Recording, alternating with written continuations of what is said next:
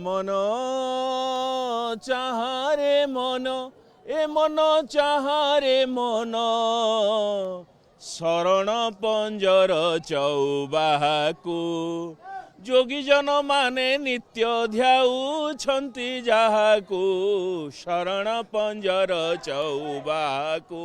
महाप्रभु होउछन्ति शरण पंजर।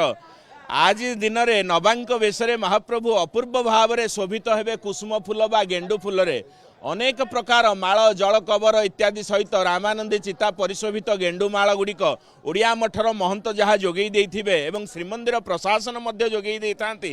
रातिर विलंबित समय रे ए माल मान महाप्रभु विभूषित हेबे। ये वेशर नाम है नवांक वेश। नवांक कहिबार तात्पर्य कौन ना महाप्रभुंकर चलंती प्रतिमा मदन मोहन आज विलंबित समय बड़सिंगार भोग समय आज्ञामाल प्राप्त होइकिरी रत्न सिंहासन चतुर्पार्श्व 4.5 थर परिक्रमा करेंगे एवं कल्पवट निकटने पालिंकी विजय होकर आउ 4.5 थर बड़ देउल को मध्य प्रदक्षिण करेंगे। तेणु भितर 4 बेड़ा बाहर 4.5 बेड़ा भितर 4.5 बेड़ा यही भाव में सर्वमोट 9 थर प्रदक्षिण करेंगे। एवं जो भक्त माने जो श्रद्धालु माने महाप्रभु सहित बाहर परिक्रमा जो 4.5 थर जो माने प्रदक्षिण करेंगे सहित से माने बाजपेय यज्ञर फल को प्राप्त हेबे एवं प्रति बेढ़ारे से माने एते पुण्य शक्ति प्राप्त हेबे जे जहाँ कि वामदेव संहिता नीलाद्रि महोदय रे वर्णना करा जायछि। जे संपूर्ण बेढ़ा बुलिबे से जगन्नाथंक ठारे तांकर प्रीति उद्रेक हेबो। तेणु महाप्रभु एई वेशरे अनेक गेंडुमाल गोलाप फूल सहित सोलोरे जरी जंबुरा प्रस्तुत होइथिबा दिव्य आयुधमान बड़ ठाकुरंकर हल मुसल महाप्रभुंकर शंख चक्र एगुड़िक मध्य परिधान करेंगे।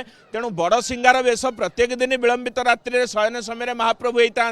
आजिर वेश जो वेश ताकू नवांक वेश बोली कुआजिबो एवं आसंता काली मकर संक्रांति अवसर में एगुड़िक मैलम बा ओलागी कराजिबो।